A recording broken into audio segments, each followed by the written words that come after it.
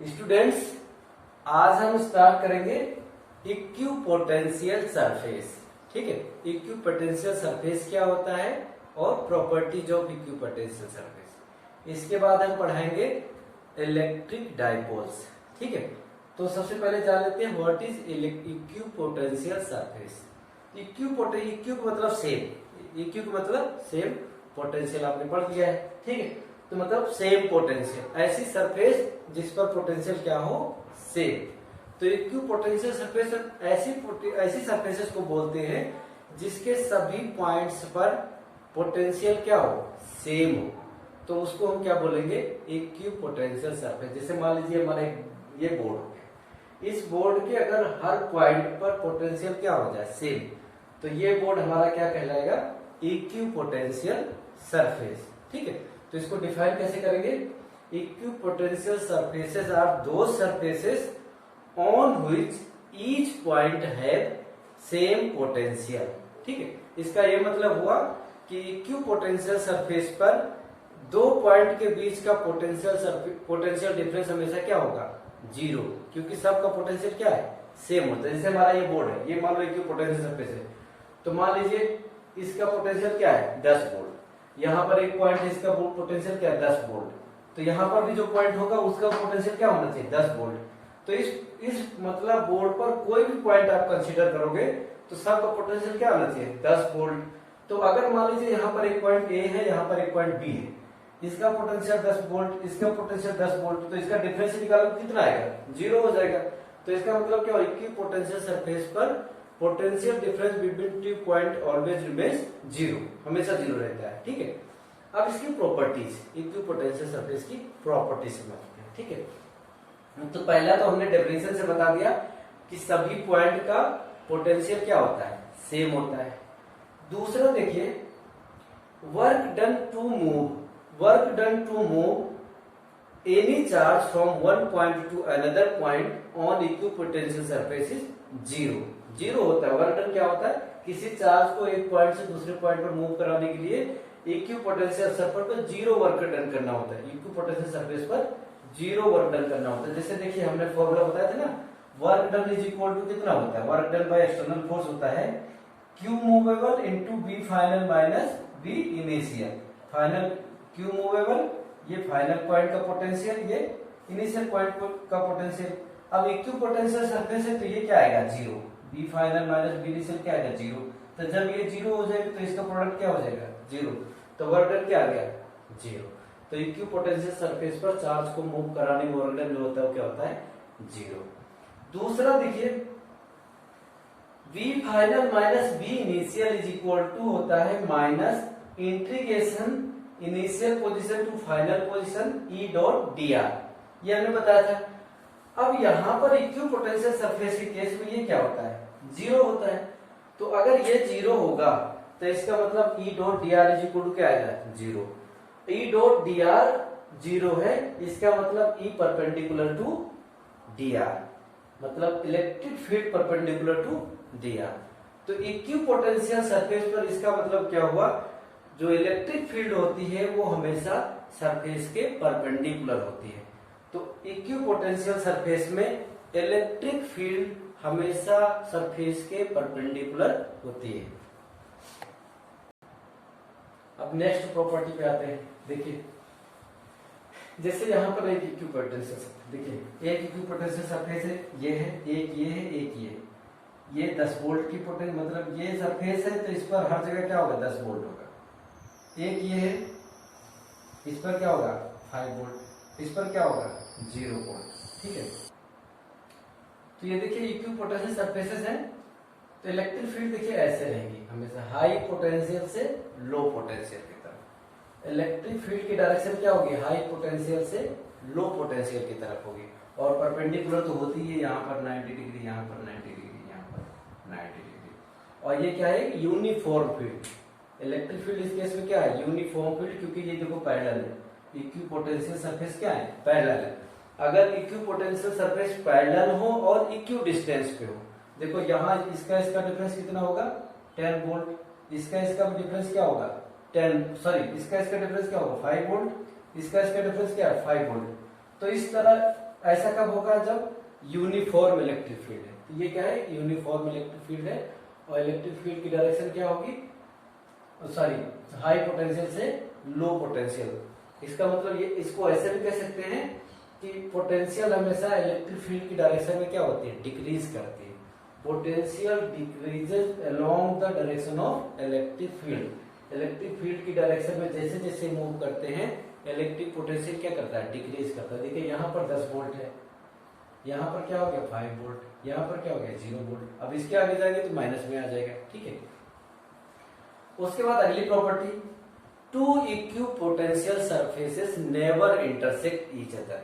To equipotential surfaces never intersect each other, कभी cut नहीं कर सकती।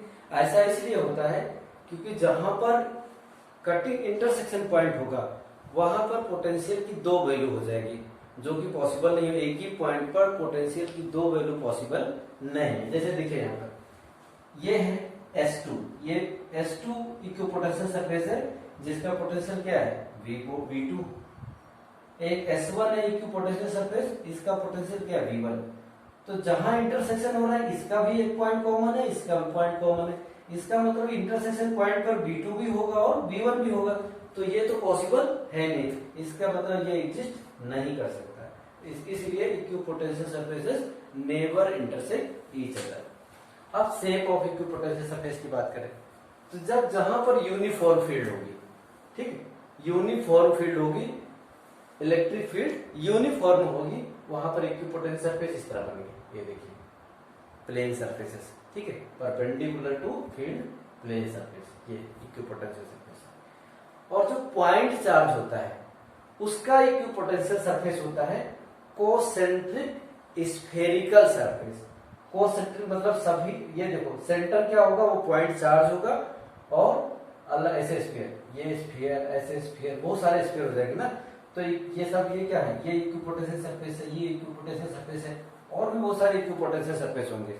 तो पॉइंट चार्ज का जो इक्विपोटेंशियल सरफेस होते हैं वो होते हैं कोसेंट्रिक स्फीयर। कोसेंट्रिक क्या होते हैं, स्फीयर होते हैं, और सबका सेंटर क्या होता है, वो पॉइंट चार्ज होता है, ठीक है, ये तरह। अब जो है लीनियर चार्ज का जो होता है, लीनियर चार्ज का जो होता है इक्विपोटेंशियल सरफेस, वो होता है सिलेंड्रिकल शेप का। सिलेंड्रिकल शेप का इक्विपोटेंशियल सरफेस होता है सच दैट जो लीनियर चार्ज होता है वो होता है on the axis of cylinder. Cylinder की एक्सिस पर ये लीनियर चार्ज होगा, और फिर इसको एक्सिस मानते हुए हम जितने भी सिलेंडर बनाएंगे वो क्या होंगे, इक्विपोटेंशियल सरफेस। तो लीनियर चार्ज का जो इक्विपोटेंशियल सरफेस होता है वो सिलेंड्रिकल होता है। पॉइंट चार्ज का क्या होता है, कोसेंट्रिक स्फीयर होते हैं। और यूनिफॉर्म इलेक्ट्रिक फील्ड में इक्विपोटेंशियल सरफेस ऐसे प्लेन सरफेसेस होते हैं। अब ये हमारा इलेक्ट्रिक पोटेंशियल वाला पोर्शन खत्म हो गया। अब स्टार्ट करते हैं हम इलेक्ट्रिक डाइपोल, ठीक है। तो इलेक्ट्रिक डाइपोल क्या होता है, देखिए अगर दो इक्वल और अपोजिट चार्जेस को स्मॉल डिस्टेंस से सेपरेट कर दीजिए, ठीक है, तो वो जो स्ट्रक्चर बनेगा उसको क्या बोलते हैं, इलेक्ट्रिक डाइपोल। जैसे यहाँ पर देखिए एक प्लस क्यू चार्ज है, माइनस क्यू चार्ज है, उसको 2a डिस्टेंस, ये 2a इसलिए लेते हैं क्योंकि ये बहुत स्मॉल होता है। ये डिस्टेंस a क्या होता है, बहुत छोटा होता है। तो ये हम कैलकुलेशन पर्पज से इजी होने के लिए हम 2a डिस्टेंस को लेते हैं, ठीक है। इसको आप l चाहो ले लो, कोई दिक्कत नहीं है, बट हम आगे चल के कैलकुलेशन में इजी हो इसलिए इस डिस्टेंस को हम 2a लेते हैं। तो ये प्लस क्यू और minus Q separated by small distance 2a। तो ये स्ट्रक्चर क्या बन गया हमारा, इलेक्ट्रिक डाइपोल। इस फिगर को या इस स्ट्रक्चर को हम क्या बोलते हैं, इलेक्ट्रिक डाइपोल। तो इसको डिफाइन करना हो तो ऐसे कर देंगे, if two equal and opposite charges separated by small distance form an electric dipole, ठीक है। अब electric dipole moment, electric dipole moment.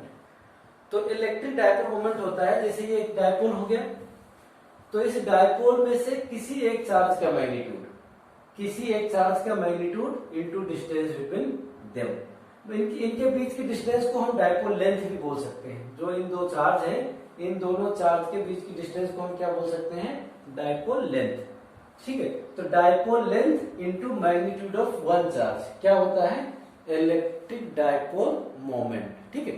तो इसको डायरेक्टली ऐसे कह सकते हैं, product of magnitude of any one of charge, any one of two charge and dipole length या distance between two charges is called electric dipole moment. एक charge और उनके बीच की डिस्टेंस का प्रोडक्ट, किसी एक चार्ज का मैग्नीट्यूड इनटू उनके बीच का डिस्टेंस क्या होता है, इलेक्ट्रिक डाइपोल मोमेंट. उसको हम जनरली इलेक्ट्रिक डाइपोल मोमेंट को P से रिप्रेजेंट करते हैं. तो देखिए यहाँ पर P इज इक्वल टू क्या होगा, one charge into distance between them. P is equal to Q into 2A. तो इसको ऐसे लिख सकते हैं P is equal to 2QA. ये हमारा क्या होगा, इलेक्ट्रिक डाइपोल मोमेंट. तो देखो Q की यूनिट कितनी होती है, कोलोम. एक यूनिट क्या हो जाएगी, मीटर. तो इलेक्ट्रिक डाइपोल मोमेंट की यूनिट जो होती है coulomb metre. Electric dipole moment की यूनिट क्या होती है, कोलोम मीटर. जो इलेक्ट्रिक डाइपोल मोमेंट है ये एक वेक्टर क्वांटिटी है. ये एक वेक्टर क्वांटिटी है जिसकी डायरेक्शन होती है नेगेटिव चार्ज से पॉजिटिव चार्ज की तरफ. इनको ज्वाइन करने वाली लाइन की अलोंग नेगेटिव चार्ज से पॉजिटिव चार्ज की तरफ, मतलब यहां से इधर को होगी.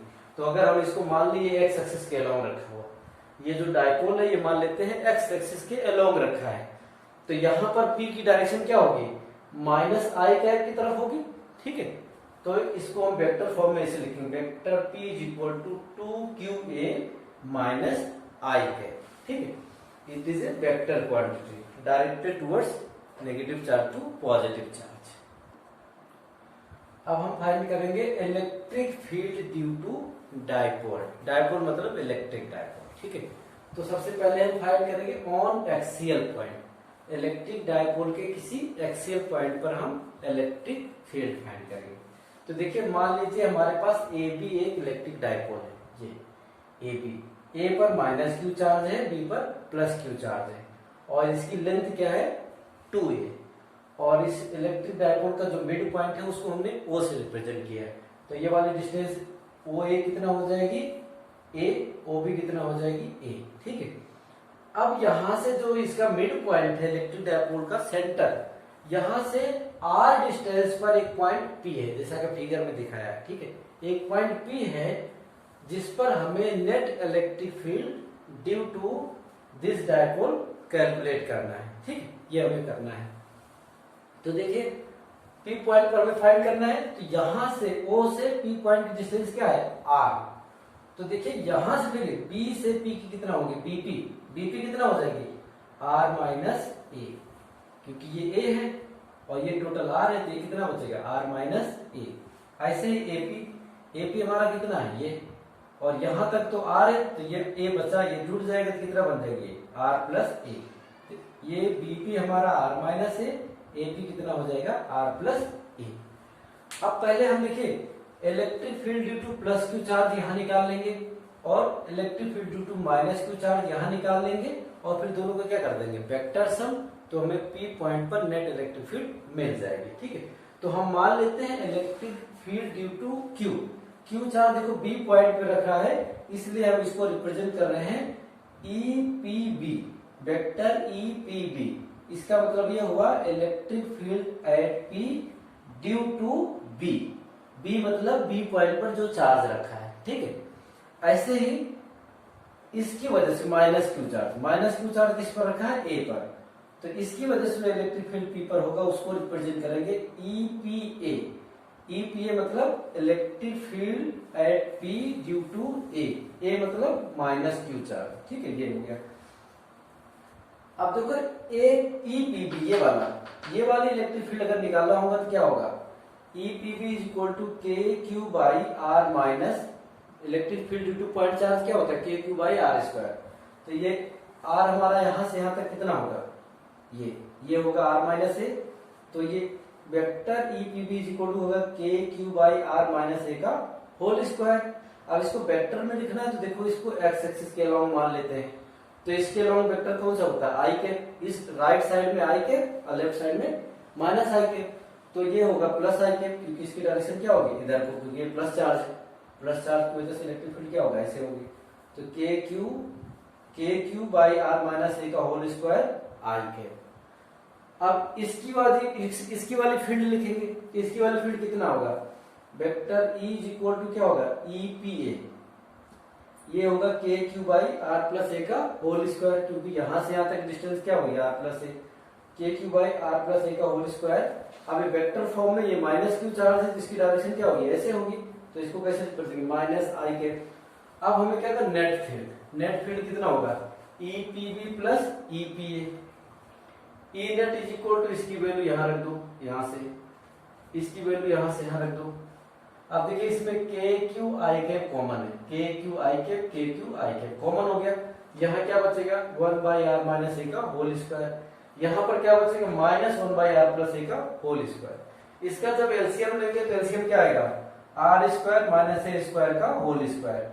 अब यहां से इसका प्रोडक्ट यहाँ हो जाएगा आर प्लस ए का होल स्क्वायर, यहाँ हो जाएगा आर माइनस ए का होल स्क्वायर। जब इस ब्रैकेट को ओपन करेंगे तो इसकी जगह पे आएगा 4r a, यहाँ पर हमने लिख दिया 4r a, ठीक है। अब देखिए यहाँ पर जो आर स्क्वायर है, आर जो होता है ए से काफी ज्यादा बड़ा होता है, R is very very greater than A. मैंने बताया था कि ये जो डिस्टेंस होती है दोनों चार्ज के बीच का वेरी स्मॉल होता है, ये मॉलिक्यूलर लेवल पे होता है, ठीक है। जो इलेक्ट्रिक डाइपोल होते हैं जनरली मॉलिक्यूलर लेवल पर होते हैं, मॉलिक्यूलर लेवल पर, ठीक है। तो मॉलिक्यूलर लेवल पर होते हैं तो ये डिस्टेंस बहुत स्मॉल होती है, तो R is very very greater than A, तो हम ए स्क्वायर को आर के कंपेयर में क्या कर सकते हैं नेग्लेक्ट कर सकते हैं। तो नेग्लेक्ट करने का मतलब यहाँ जीरो रख देंगे ए स्क्वायर की जगह, क्योंकि बहुत छोटी वैल्यू है उसका स्क्वायर करेंगे तो और छोटी हो जाएगी, तो ये नेग्लेक्ट हो जाएगी। तो यहाँ क्या बचेगा आर की पावर 4, ये आर एक कट जाएगा तो यहाँ क्या बचेगा आर क्यूब। अब देखो ई नेट कितना हो गया K q i cap 4a by are cube. अब देखो थोड़ा सा और इसको रीअरेंज करते हैं, E net is equal to, इसको देखो के को अलग किया हमने, ये क्यू है, यहां से 2a निकाल लेते हैं, तो देखो 2qa यहां साथ कर दिया हमने, ठीक है। अब यहां क्या बचेगा केवल 2, ठीक है, अपॉन आर क्यूब, और ये आई के प्लस कर दें, इस सारे को हमने रीअरेंज कर दिया, ठीक है। तो ये हमारा क्या होता है P होता है, तो ये E net is equal to कितना होगा E net is equal to K P 2 by are cube I cap. तो इसको हम ऐसे लिख सकते हैं E net is equal to कितना होगा 2 K P by are cube I cap. तो ये ई नेट की वैल्यू आ गई। तो ई नेट की डायरेक्शन कहाँ को हो गई प्लस एक्सिस की डायरेक्शन में, क्योंकि इसके नजदीक ये पॉइंट है तो ई नेट किधर आएगा इधर। अगर यही पॉइंट इधर होता तब भी ई नेट किधर आता इधर, ठीक है। तो हमेशा यहाँ पर, यहाँ से क्या पता चला एट एक्सियल पॉइंट पर हमारा जो ई होता है E net electric field is parallel to electric dipole moment. Axial point पर जो इलेक्ट्रिक फील्ड आती है नेट इलेक्ट्रिक फील्ड, वो क्या होती है parallel to electric dipole moment. ये आपको याद रखना। अब देखिए हम निकालेंगे electric field at equatorial point, electric field at equatorial point, ठीक है। इक्वेटोरियल पॉइंट पर हम, इक्वेटोरियल पॉइंट का मतलब क्या होता है perpendicular point, perpendicular bisector point, ठीक है। किसी इसके मतलब परपेंडिकुलर बाइसेक्टर पर किसी पॉइंट पर इलेक्ट्रिक फील्ड कैलकुलेट करना, ठीक है। तो मान लीजिए हमारे पास क्या है ए बी इलेक्ट्रिक डाइपोल, ए पर प्लस क्यू और बी पर माइनस क्यू, बी पर क्या है माइनस क्यू चार्ज है और इसका परपेंडिकुलर बाइसेक्टर क्या है ये ओपी, ठीक है। तो हमें पी पॉइंट पर इसकी वजह से नेट इलेक्ट्रिक फील्ड कैलकुलेट करना है। तो देखिए ये ओपी क्या है आर डिस्टेंस, या ये ओपी क्या है आर डिस्टेंस, ओ क्या है ए बी का सेंटर, ठीक है। तो ये हमारा कितना होगा ए, ये भी कितना आएगा ए, क्योंकि टोटल डिस्टेंस क्या होगी मतलब टोटल डाइपोल लेंथ कितनी है 2a, तो ये ए होगी, ए बी क्या होगी ए। तो यहां से आर डिस्टेंस पर हमें इलेक्ट्रिक फील्ड निकालना है। तो देखिए इसको इससे ज्वाइन करो, इससे इसको ज्वाइन करो, तो ये कितनी हो जाएगी पाइथागोरस थ्योरम लगाएंगे आएगा under root are square plus A square, ये भी कितना होगी under root are square plus A square. अब इसकी वजह से यहाँ पर फील्ड निकालेंगे, इसकी वजह से यहाँ पर फील्ड निकालेंगे और दोनों को क्या करेंगे वेक्टर सम। तो देखिए इसकी वजह से फील्ड की डायरेक्शन क्या होगी, ऐसे होगी, ठीक है। और इसकी वजह से फील्ड की डायरेक्शन क्या होगी, ऐसे होगी, क्योंकि ये नेगेटिव चार्ज, ये क्या है, पॉजिटिव चार्ज, ठीक है। बट देखिए ये चार्ज का मैग्नीट्यूड, ये चार्ज का मैग्नीट्यूड, ये वाला डिस्टेंस, ये वाला डिस्टेंस सब क्या है, इक्वल। तो दोनों, इसकी फील्ड और इसकी फील्ड दोनों का मैग्नीट्यूड क्या होगा, सेम। तो इसका फील्ड, तो इसके फील्ड का मैग्नीट्यूड मान लेते हैं ई है, तो ई कैसे है, ऐसे रहेगी। और इसके फील्ड का मैग्नीट्यूड ई रहेगी, लेकिन ऐसे रहेगी, ठीक है। अब हमें ई की वैल्यू कितनी आएगी, ई की वैल्यू हमारी आएगी, देखिए ई की वैल्यू तो हमारी कितनी आएगी, ई इज इक्वल टू आएगी K Q by under root are square plus A square का होल स्क्वायर। मतलब ई इज इक्वल टू कितना आ जाएगा, K Q by are square plus A square, ये ई आ जाएगी, ठीक है। तो अभी ई की वैल्यू नहीं रखते हैं, पहले क्या करते हैं, देखो ई वेक्टर ऐसे है और ई वाला ऐसे है, तो इसके दो कंपोनेंट होंगे। तो देखिए इस एंगल को अगर थीटा मानेंगे तो ये भी एंगल क्या होगा, थीटा, क्योंकि ये हॉरिजॉन्टल लाइन ड्रॉ करेंगे तो ये एंगल कौन सा होगा, करेस्पॉन्डिंग एंगल बराबर होते हैं, तो ये भी थीटा, ये भी थीटा। ये एंगल इसके बराबर होगा क्योंकि ऑल्टरनेट लीनियर एंगल है, ये थीटा तो ये भी थीटा। ये दोनों थीटा इसलिए लिया है क्योंकि क्या है, परपेंडिकुलर बाइसेक्टर पर ये पॉइंट है, तो ये लाइन इसके बराबर होगी, ये लाइन बराबर होगी, तो ये एंगल इसके बराबर होगा, तो ये भी थीटा, ये भी थीटा। अब देखिए इसके दो कंपोनेंट करेंगे, एक कंपोनेंट इधर आएगा ई कॉस थीटा और इधर क्या आएगा, ई साइन थीटा। इसके करेंगे तो इसका आएगा ई कॉस थीटा, इसका आएगा ई साइन थीटा। ये वाला कंपोनेंट, ये वाला कंपोनेंट एक दूसरे को काट देंगे, ठीक है, ये दोनों कैंसिल हो जाएंगे, तो क्या बचेगा, नेट। ये दोनों पैरेलल है तो क्या होगा, ऐड हो जाएगा, तो नेट इलेक्ट्रिक फील्ड कितनी आएगी, 2e cos थीटा, ठीक है। तो यहां पर देखिए E की वैल्यू हमने लिखा है के Q by are square plus A square. E net की वैल्यू कितना आएगी, 2e cos थीटा। वेक्टर के टर्म में लिखेंगे तो देखिए अगर इसको एक्स एक्सिस मानते हैं तो ये भी क्या होगा, एक्स एक्सिस के पैरेलल हो रही है, तो मतलब आई कैप की डायरेक्शन में आ रही है, तो इसको हमने आई कैप लिख दिया। E net is equal to, E की वैल्यू रख दिया 2k³ by are square plus A square. और ये जो cos थीटा की वैल्यू यहां से देखिए, cos थीटा क्या होता है, बेस बाई हाइपोटेन्यूज, तो a by under root are square plus A square, ये रख दिया। तो देखिए इसको रीअरेंज करें तो क्या होगा, 2qa, ये क्या बन जाता है, p, इसलिए मैंने यहाँ पर अरेंज कर दिया। ये आर स्क्वायर प्लस ए स्क्वायर और ये under root are square plus A square, ये क्या बन जाएगा, आर स्क्वायर प्लस ए स्क्वायर पावर 3/2, ये क्या हो गया, आई कैप, ठीक है। यहां पर ये क्या बन जाएगा, P, तो E net is equal to KP I cap. यहां पर देखिए R is very very greater than A, तो यहां पर A स्क्वायर को नेग्लेक्ट करेंगे तो ये क्या बन जाएगा, R3, तो ये हमारा E नेट आ गई। तो यहां से देखिए E नेट की डायरेक्शन क्या हो गई, राइट साइड में है, ठीक है, लेकिन P की डायरेक्शन कैसे होगी, ऐसे होगी, लेफ्ट साइड में।